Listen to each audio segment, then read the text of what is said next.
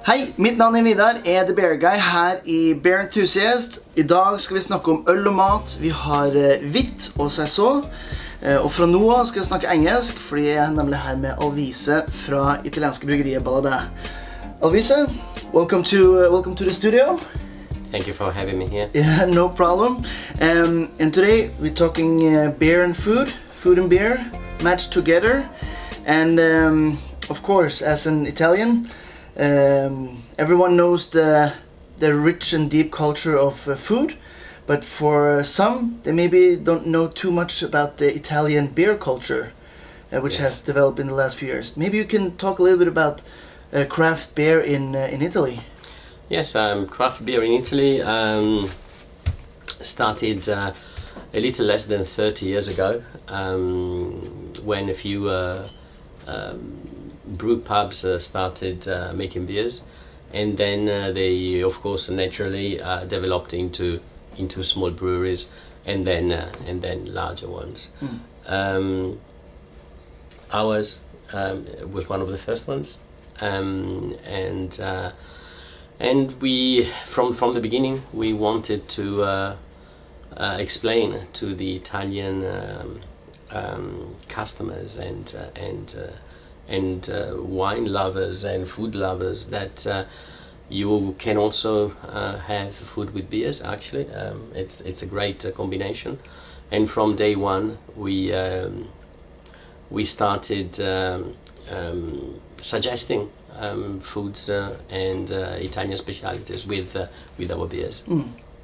And we got some food here today, and we're in Norway, but of course we have some alright foods here as well. Absolutely. So we have made some small dishes here, just with some trout and cream cheese and I don't know the English word for it, but dill. And then we have some crab here with some cream cheese, a little bit of lemon, and maybe we should start with a wheat first. Absolutely. For those who follow our podcast, that's one of the styles that we recommend for the spring. And I would also argue that like smoked trout, shellfish, this is really the food of this season.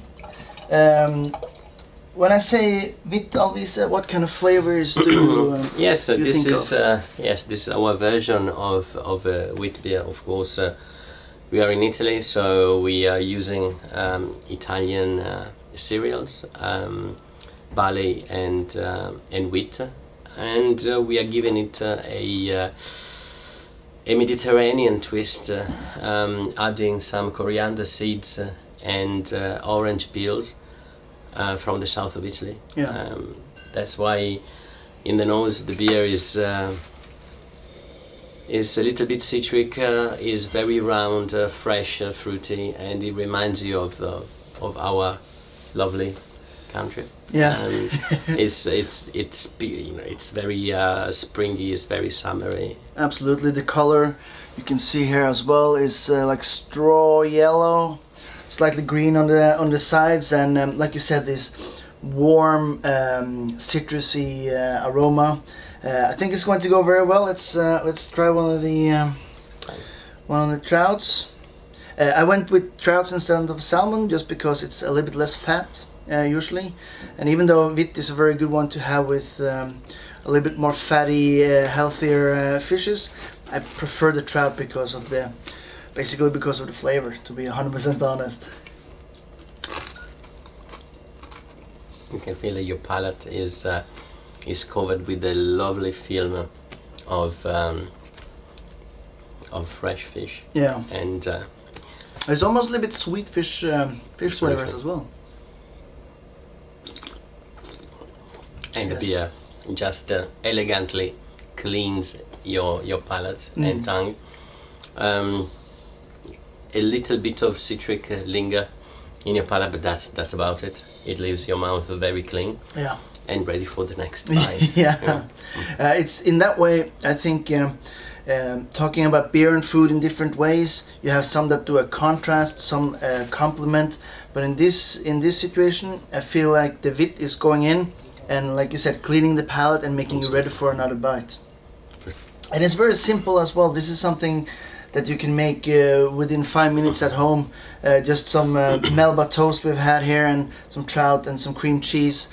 Smack that together with a good wheat beer like a bit. It's you can almost not go wrong with that combination. Yeah, very very easy aperitif any time of the day. It's, you can go for it. Yeah, it takes 1 minute. Yeah, it does. So, and also wit is a pretty interesting beer style in that it was almost extinct in the 60s until Pierre Celis in the city of Hogarden sort of revived it and created what is now a very well-known beer style throughout the world. And now we're going for another Belgian classic style, the Saison, meaning season. Up in the years, it's varied in terms of the ingredients and whatnot, because of they just took whatever they had on hand at the farms. But now I associate Saison with more spiciness. True. And we love spices. We love to make things interesting. And the more spices you add to the beer, and the more possibilities, the more flexibility you have in the food matching. So it gets very interesting. This one especially has nearly 30 ingredients, 5 different cereals. We have wheat, barley, buckwheat, spelt rye. We have 5 different peppercorns, and another 9 spices: Roman chamomile, ginger, coriander seeds. You have an array. It's the real farmer's beer. At the end of the season, whatever you are left with, well, you make a big brew of it. Yeah. One term that I see some of the Americans use when they brew beer in general, they say they put everything but the kitchen sink in it. And whenever you say that, you say there's so many ingredients, you go, oh, this is going to be a soup of flavors. But this is no soup. This is compliments on compliments on compliments to make this round, spicy, really refreshing beer. Yeah. One of our trademark is to make complex beers that you can actually drink, you can relate to quite easily. It's very important to use your ingredient in a very clever way. It's down to experience as well. You don't want one element to overpower and overwhelm the others. Good point. And the great thing is when you drink a beer and you think it's just made of cereals and water and yeast, but inside you've got a number of elements and ingredients, and that makes a great beer, in my opinion. Yeah. Complex but very easy to drink. Yeah, and that is also a way to describe Italian food in many ways. For sure. Because it seems so easy, so simple, and then you taste it and you go like, wow, this is really something else. Yeah. Let's try it with the crab. With the spiciness of the Saison, I would maybe personally prefer if we could have some pepper crab or something which has a little bit more spice to it. But we took what we had, like I said, some cream cheese, some lemon. Let's see how it tastes. Again, a lot of flavor for 5-minute work. I know. A crab. Yeah. Again, smooth, perfect, a great combination. There is a little bit of pepper, the linger in the mouth, because of course crab has more sea in it. Good point. Good point. So you want something a little bit more complex to counterbalance the freshness, the saltiness that you have on this little cracker. Yeah, and I think also if you go with something even simpler like shrimp, I think that maybe the beer it wouldn't be too much, but it wouldn't be as good of a compliment as it is with the crab, which has a little bit more flavor and whatnot to it. And this is, to me, exactly why I love beer and food so much, because I didn't think that I would. It's a rye cracker underneath here. I don't know if you can see there, but the beer actually enhances both the cracker, but the cracker again goes back in and enhances the malt flavor of the beer. this is the game of food pairing.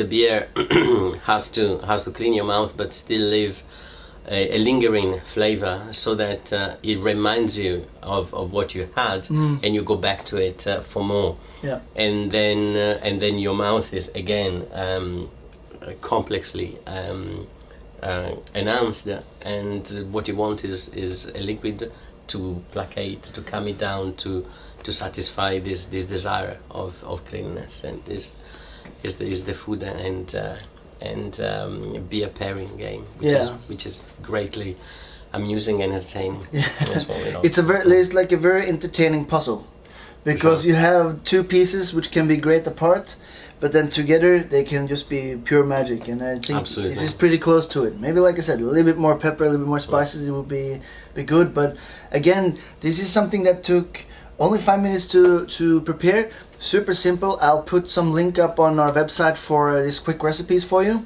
But doing things like that, even with just a cheese, sausages, hams, it's so... It it's very rewarding. Yeah. It is. It just makes a huge difference. Yeah. It just takes a little bit more effort, but super rewarding. Yeah. If you now we had some good combinations here. If you want to have like a perfect food and beer matching for your own palate, what would you? With this beer? Well, with any beer style, any food. Oh wow! It's a big question, because we, in the light beer realm, like wheat-based beer, I very much like shellfish, oysters, asparagus, artichokes. White asparagus in season right now. Of this recording. I really like that kind of, olive oil, extra virgin olive oil. You can't beat that. It gets a lovely film in your mouth, and it just waits for a bit of wheat and bubbles to clean it up. With more complex, higher percentage beers, perhaps a nicer stew, roast dinners. I just game. I love game. I love game and a nice amber ale. It's fantastic. Yeah. But of course, I'm Italian, and my ideal match is a nice blonde ale and pizza. Yeah. With very good ingredients. You can't beat that.